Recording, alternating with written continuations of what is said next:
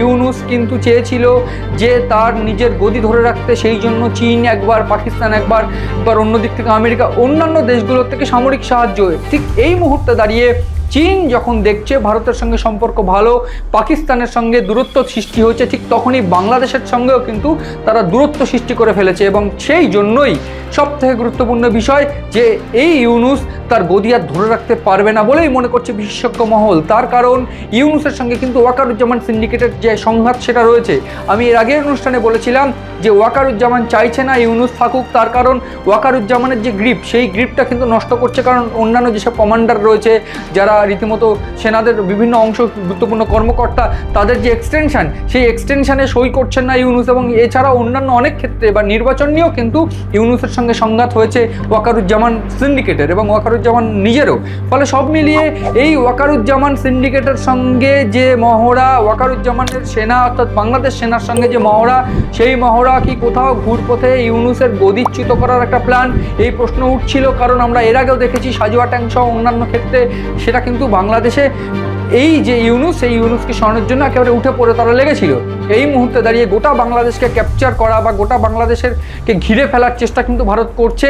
এবং অন্যতম ক্ষেত্র হিসেবে মায়ানমারকে ইউজ করা হচ্ছে বা মায়ানমারকে ব্যবহার করা হচ্ছে। তার কারণ আমি ম্যাপটা একটু দেখিয়ে বলতে চাইবো যে এক্স্যাক্টলি কোন প্রজেক্ট বা কীভাবে মায়ানমার ভারতের সঙ্গে সঙ্গ দিচ্ছে, আমি একটু দেখাতে চাইবো। আমি যেটা ম্যাপ দেখিয়ে বোঝানোর চেষ্টা করবো, যেটা আমি বলছিলাম যে মায়ানমারের ভূমিকা ইউজ করা হচ্ছে বাংলাদেশকে ঘিরতে।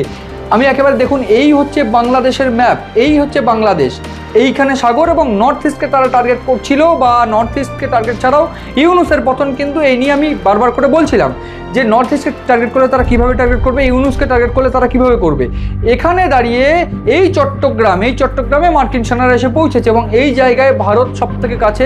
এবং মায়ানমার এই মুহূর্তে 120 জন সেনা মায়ানমারে গিয়ে পৌঁছেছে, ভারতীয় সেনা।